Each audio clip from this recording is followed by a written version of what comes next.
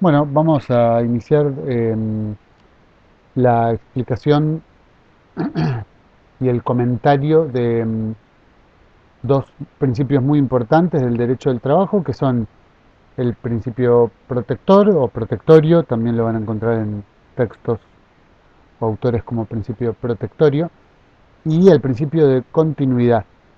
Em, Estos principios están asentados el protectorio en el artículo 9 de la Ley de Contrato de Trabajo y el principio de continuidad. En realidad estoy abreviando principio de continuidad, pero sería principio de continuidad del contrato de trabajo, así es el nombre completo, en el artículo 10 de la Ley de Contrato de Trabajo. Muy bien,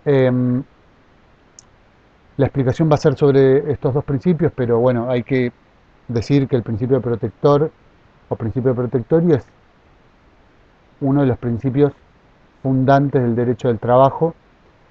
Podríamos decir que junto al principio de renunciabilidad, tratado en la clase anterior, es, son los ejes, digamos, los ejes centrales o los ejes nodales, digamos, del derecho del trabajo, ¿sí? Entre los principios, entre los varios principios, son los más importantes y además ambos dos, el principio protector y el de renunciabilidad, constituyen, bueno, los ejes centrales de dos ejes centrales en el marco del derecho del trabajo. Ahora bien, cuando hablamos del principio protector, es muy importante que entender que, en un sentido muy parecido al principio de renunciabilidad, el principio protector parte de la idea o de la comprensión de que el trabajador es la parte más débil de la relación laboral y al ser la parte más débil de la relación laboral, carece de posibilidad de imponer condiciones e imponer sus intereses en el contrato de trabajo, ¿no? Eh, o sea, esta aclaración va en línea con el principio de renunciabilidad porque cuando expliqué ese principio en la clase anterior, también decía que en situaciones donde un trabajador renuncia a un beneficio o un derecho adquirido, eh, el derecho del trabajo entiende que lo hace o por ignorancia, porque no sabe lo que está haciendo, no conoce lo que está haciendo, o no conoce que no es válido renunciar a un derecho o a un beneficio, o porque no le queda otra, ¿no? Por justamente también falta de capacidad de negociación. Bueno, el principio protector, que es este que estamos viendo hoy y explicando hoy, es parte de una idea similar, ¿no? El trabajador carece de la posición de negociación como para poder imponer condiciones e intereses en el contrato de trabajo y no le queda más remedio que aceptar ciertas condiciones que le impone la patronal o el empleador, ¿sí? De este modo, el principio protector materializa o plasma, digamos, eh, un mandato constitucional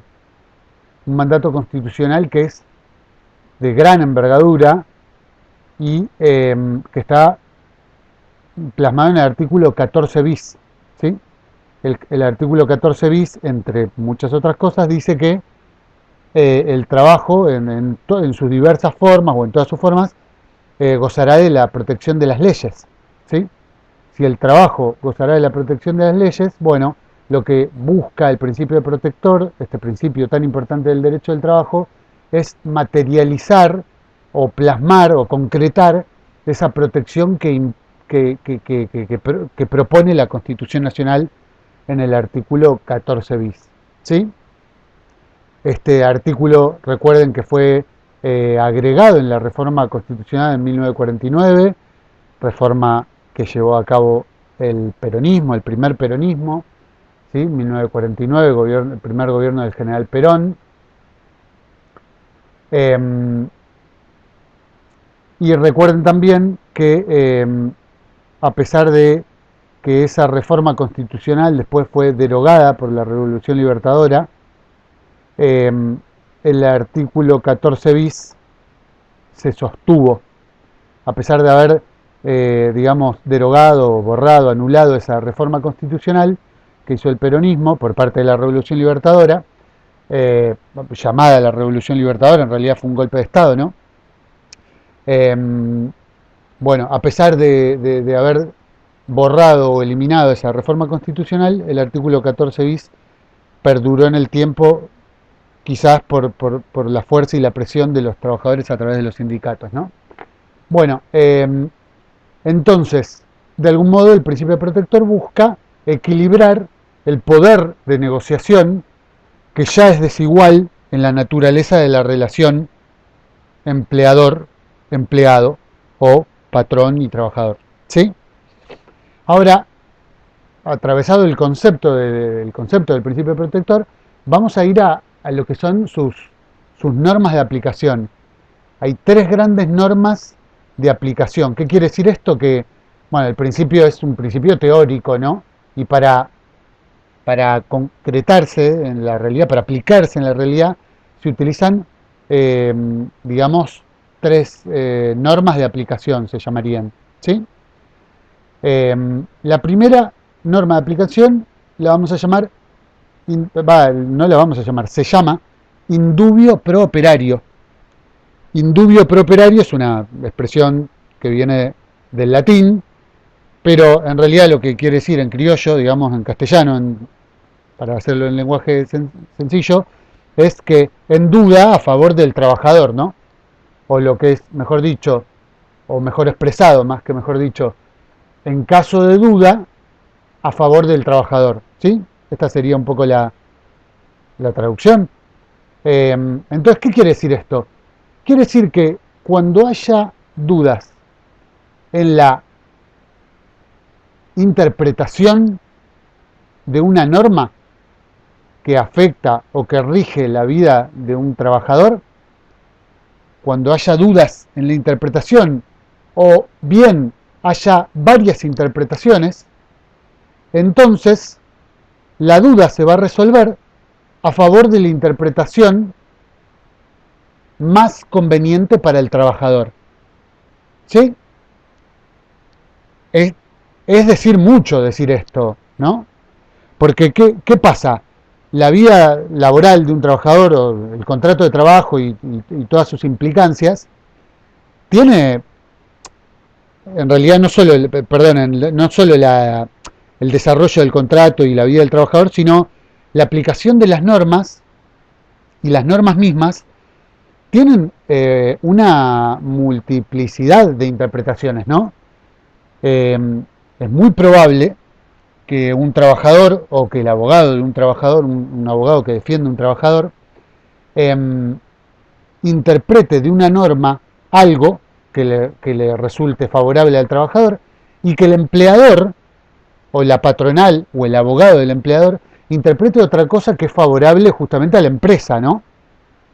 Entonces, si de una misma norma se originan o subsisten varias interpretaciones, entonces lo que dice el principio protectorio y puntualmente la regla indubio pro operario es que de todas esas interpretaciones, la ley, los abogados, la justicia, es decir, el derecho del trabajo, va a tener que tomar como válida la interpretación más favorable al trabajador. ¿Sí?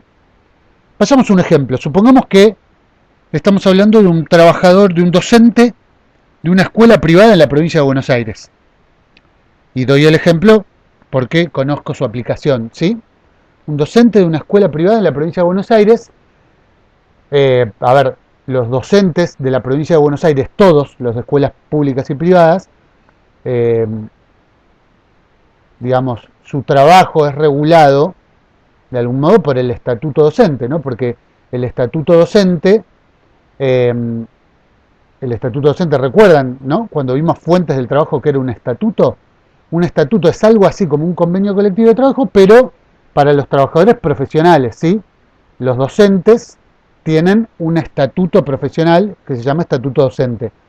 En la provincia de Buenos Aires, todos los trabajadores docentes, ya sean de escuelas públicas o de escuelas de gestión pública o de escuelas de gestión privada, su trabajo está regido por el estatuto docente, ¿no? El estatuto docente implica, bueno, dice cuáles son los deberes del docente, cuáles son las obligaciones, las responsabilidades.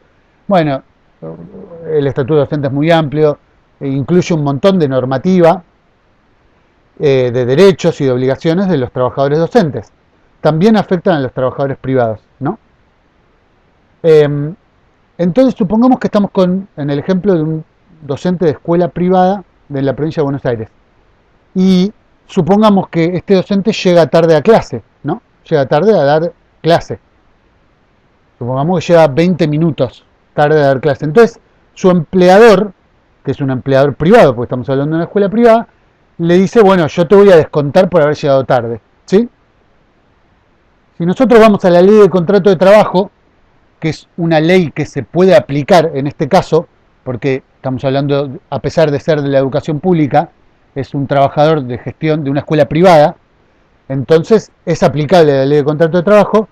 Bueno, la ley de contrato de trabajo hace referencia a que el trabajador tiene deber de llegar puntual y de asistir, pero no dice cuánto le tienen que descontar o cómo le tienen que descontar, porque eso está en reglamentaciones de más específicas, ¿no? Bueno, por ejemplo, podría ser en el estatuto, ¿no? En el estatuto docente podría decir cuánto le tienen que descontar, pero tampoco en el estatuto dice. Es decir, las normas que regulan el trabajo docente de un docente de escuela privada, ninguna de las dos dicen cuánto le tendrían que descontar por llegar 20 minutos tarde. Entonces, ¿cuánto? ¿Qué parte de la remuneración, no? Se sabe que una llegada tarde puede implicar un descuento de la remuneración, pero nadie dice cuánto. Entonces, el empleador le dice, bueno, mirá, por llegar 20 minutos tarde yo te voy a descontar la primera hora de trabajo entera. O peor, imagínense que es una maestra y le dicen, bueno, te voy a descontar el día de trabajo por haber llegado tarde, ¿no? Ahora, si el docente en algún momento reclamara esto, reclamara ante el empleador o finalmente denuncia su contrato de trabajo y está en un juicio laboral, ¿no? Ante un tribunal, entonces podría reclamar esta situación como diciendo, bueno, ¿de qué normativa parte la idea de descontarme toda una hora o todo un día de trabajo por haber llegado 20 minutos tarde? ¿Sí? Porque las normas que regulan, en el ejemplo que yo estoy dando, ninguna de las dos especifica cuánto le tienen que descontar. Entonces, realmente es claro que puede existir un descuento de la remuneración, porque lo dice el estatuto docente, pero nadie dice cuánto. Entonces, ¿de qué depende esa interpretación? Bueno, es una interpretación. Justamente podríamos decir que lo más lógico es que le descuenten esos 20 minutos, ¿no? De proporcionar la hora de trabajo y descontar los 20 minutos que no estuvo. Pero bueno, hay empleadores que han hecho, y lo digo por experiencia no personal, pero conozco experiencia en otros casos, de que les han descontado hora de trabajo, día completo. Entonces, a ver, la interpretación de las normas puede resultar de diferentes maneras, pero en caso de que existan varias interpretaciones, el derecho del trabajo dice que la interpretación que se va a aplicar es la más favorable al trabajador, ¿sí? Por supuesto que la interpretación tiene que ser lógica, coherente, racional, ¿sí? Uno no puede decir, a ver, si la norma dice que hay 15 días de vacaciones para un trabajador que trabajó menos de un año, supongamos, estoy dando un ejemplo, no estoy yendo a ninguna norma en específico, entonces el trabajador no puede entender que las vacaciones no son de 15 días y son de 40 días. La interpretación tiene que ser lógica y racional, pero dentro de las interpretaciones lógicas y racionales, bueno, puede haber diversidad. Y en esa diversidad, el principio protector y la regla indubio pro operario dicen que la interpretación válida y la que se va a aplicar es la más favorable al trabajador. ¿Sí? Muy bien, hay otra regla para aplicar el principio protectorio, ¿sí? Y la segunda regla se llama la regla de la norma más favorable. Esta regla es, digamos, parecida a la primera, pero no es igual porque la regla de la aplicación de la norma más favorable no se va a referir a cuando existan dudas en la interpretación de una norma. No. La regla se va a aplicar a cuando exista más de una norma aplicable a la misma situación. ¿Sí? Supongamos que la ley de contrato de trabajo dice que para un trabajador al cual se le puede aplicar la ley de contrato de trabajo, recuerden que hay trabajadores que no se les aplica, para un trabajador para un trabajador comprendido en la ley de contrato de trabajo, propone una licencia de vacaciones de 15 días, ¿no? O de 21 días, de acuerdo a su antigüedad. Ustedes saben que la licencia ordinaria por vacaciones, la licencia normal de las vacaciones de la ley de contrato de trabajo está establecida por antigüedad, ¿no? De acuerdo a la antigüedad que yo tengo en el trabajo, pueden ser 15 días, pueden ser 21 días, pueden ser 30, pueden ser incluso más, 35 días, ¿sí? Ahora bien, supongamos que el trabajador del que estamos hablando tiene una norma propia de su actividad que establece un beneficio que es superador al de la ley de contrato de trabajo. Entonces, ya que estamos con el ejemplo del docente de escuela privada, volvamos al ejemplo del docente de escuela privada, ¿sí? El docente de una escuela privada se rige también por la ley de contrato de trabajo porque es una relación de empleo privado, porque el empleador no es el Estado, sino un privado, ¿sí? Pero a su vez, recuerden lo que dije, el docente privado también le aplica el estatuto docente. Y el estatuto docente dice que el trabajador, el docente, va a tener un periodo de vacaciones en varios casos, suponiendo una antigüedad pequeña, por ejemplo, una antigüedad de 6 meses o una antigüedad de un año, la licencia que propone el estatuto docente, todos saben que es la licencia por vacaciones es mucho mayor a la licencia por vacaciones que propone la ley de contrato de trabajo para una antigüedad como la que estoy diciendo, ¿no? 6 meses, un año, ¿sí? Para un trabajador del sector privado que tiene 6 meses, un año, le va a caber una licencia de 15 días, de 21 días, bueno, de acuerdo puntualmente a la antigüedad exacta que tenga al momento de tomarse las vacaciones. Ahora, un docente que está hace 6 meses, un año, va a tener una licencia de 30 días, un poquito más, en realidad. ¿Y por qué es así? Si es un trabajador del sector privado.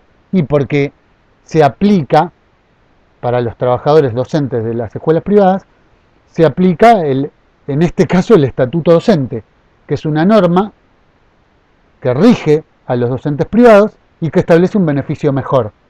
Entonces, existen dos normas que rigen a los docentes privados. ¿Con cuál van a guiar sus vacaciones? Y con las que establezca el mejor beneficio para ese trabajador. ¿Por qué? Porque cuando existe más de una norma aplicable a una situación, se le dice una situación jurídica laboral, que en este caso sería el periodo de vacaciones, la norma que se va a aplicar es la que sea más conveniente y favorable al trabajador. Pero recuerden que en este caso estamos hablando de la aplicación de dos normas, no de la duda o de la interpretación sobre una norma, que eso era en el caso de indubio pro operario. ¿Me explico? Entonces, en la primera regla, que se llama indubio pro operario, hay dudas en la interpretación o en la aplicación de una norma. Y en la regla que se llama la regla de la norma más favorable, que es la segunda regla de aplicación, existe más de una norma aplicable a una misma situación jurídica, se llama una situación laboral, jurídica laboral, ¿no? Por ejemplo, la concesión de un periodo de licencia por vacaciones a un trabajador, como en el ejemplo que estaba dando. ¿Sí? Bueno, espero ser claro. Cualquier cosa también tienen la posibilidad de preguntarme en el espacio de preguntas de la clase. Finalmente existe una tercera regla de aplicación, que es más breve, porque en realidad esta regla más hay una triangulación acá conceptual, ¿sí? Un triángulo conceptual.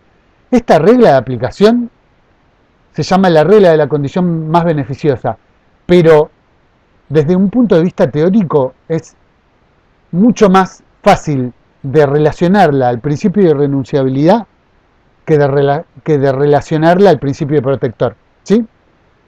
Bueno, y escuchen por qué. La regla se llama la regla de la condición más beneficiosa. Es un nombre parecido a la regla anterior, pero en definitiva distinto. La regla de la condición más beneficiosa. Lo que significa esta regla, lo que viene a decir es que prevalecen siempre las condiciones anteriores que hayan sido más beneficiosas para el trabajador, es decir, que las modificaciones que aparezcan, ya sea en un convenio colectivo de trabajo, en un estatuto o incluso en la ley, siempre deben conceder mejoras. Es decir, tienen que ir en forma progresiva, digamos, hacia adelante, si lo podríamos decir de algún modo, hacia adelante. Es decir, tienen que mejorar los beneficios o multiplicar los beneficios. ¿Por qué? Porque si los reducen o si quitan beneficios, entonces automáticamente van a ser consideradas inválidas y se van a aplicar las reglas o las normas anteriores. ¿Sí? Esto, en términos concretos, es casi lo mismo que el principio de renunciabilidad. Por eso vamos a sostener que la regla de la condición más beneficiosa, que teóricamente aparece como una regla de aplicación del principio protectorio, es una regla que en realidad es prácticamente una regla de aplicación del principio de renunciabilidad. ¿Por qué? Porque ante una nueva ley o una modificación de una ley o una modificación de un convenio colectivo, perdón, o una modificación de un estatuto, va a ser inválido si no mejora los derechos y los beneficios para los trabajadores. ¿Por qué? Porque si los reduce, entonces directamente van a ser nulos y se va a aplicar la condición anterior, ¿sí?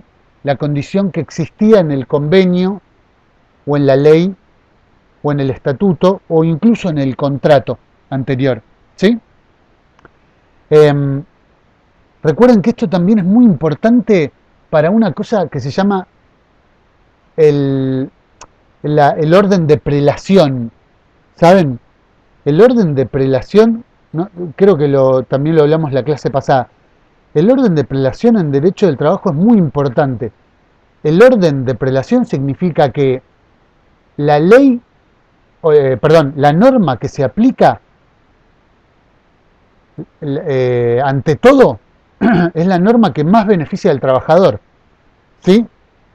Recuerden que las normas jurídicas en Argentina y en todos los países del mundo tienen una jerarquía.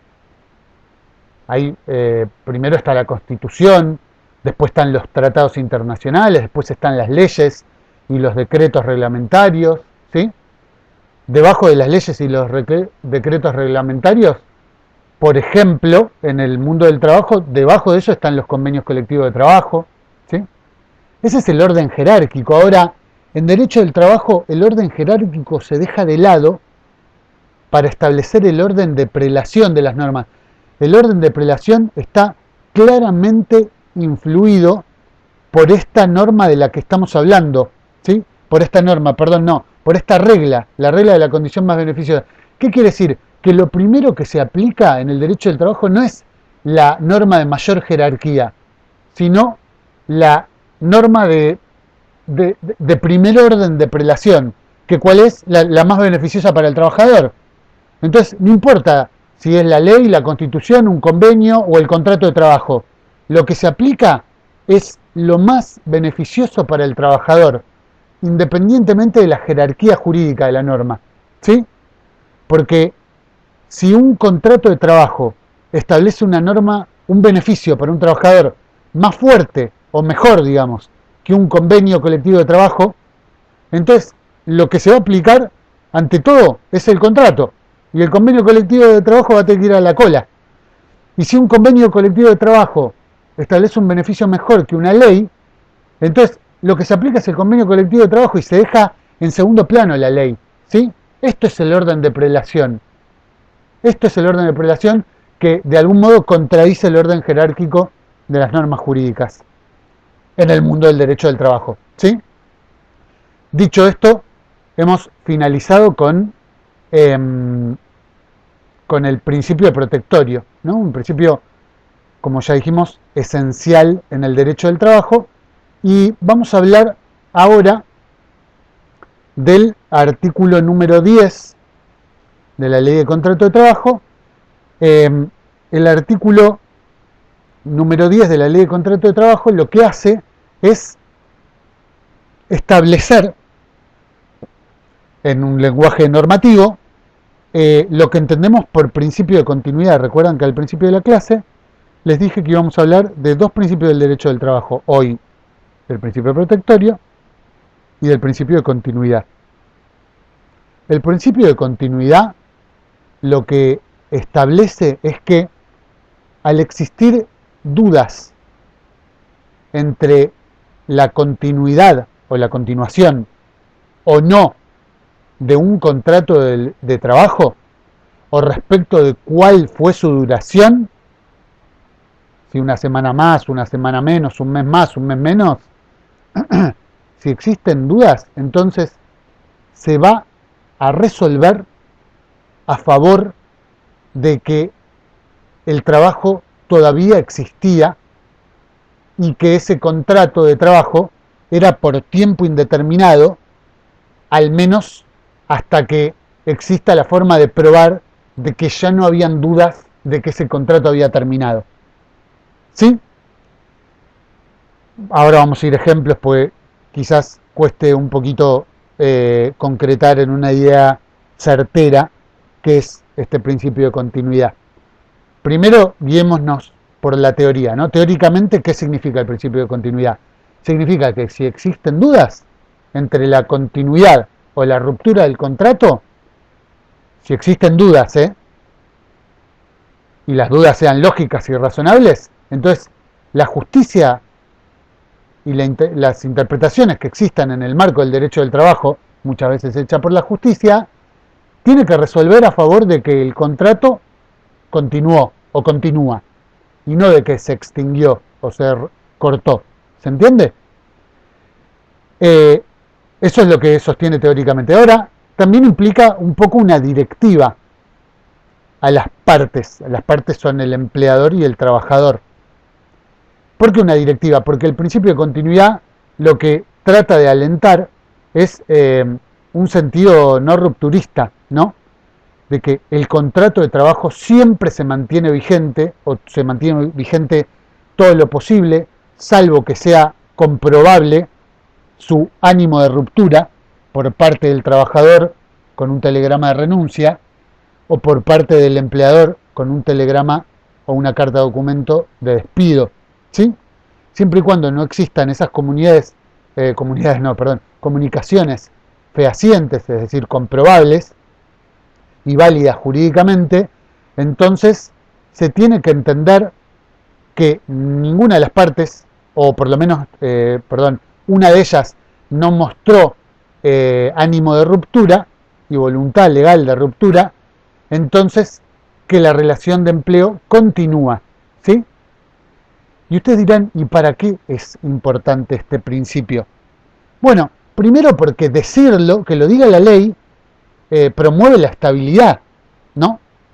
Significa que a menos que exista un telegrama de renuncia o un telegrama de despido, es decir, una muestra de la voluntad de las partes que la relación de trabajo se acabó, entonces la relación permanece y continúan los deberes contractuales del trabajador y del empleador. ¿Sí? ¿Y esto significa poco? No, para nada, significa muchísimo. Porque quiere decir, por ejemplo, y ahora sí podemos ir a un ejemplo un poco más concreto, que a vos no te pueden despedir de palabra. ¿Sí? Por ejemplo, no te pueden decir, bueno, a partir de mañana no vengas a trabajar más. o lo pueden hacer, digamos, pero es totalmente inválido para la ley. Creo que ya hemos dado el ejemplo en alguna otra clase. El principio de continuidad sostiene que un despido de palabra no es válido para la ley, porque si a vos te despidieron de palabra y no hay ninguna comunicación fehaciente, entonces el contrato continúa. ¿Continúa hasta cuándo?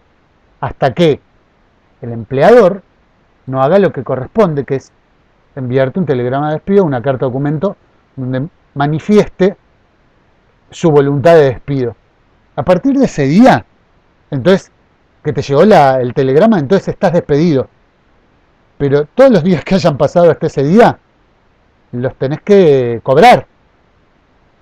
Por supuesto, te tenés que haber presentado a trabajar. Entonces acá aparece otra disyuntiva. Si a mí me dijeron que tengo que dejar de ir a trabajar, me despidieron de palabra, ¿qué hago? ¿Sigo yendo? Y sí, andá.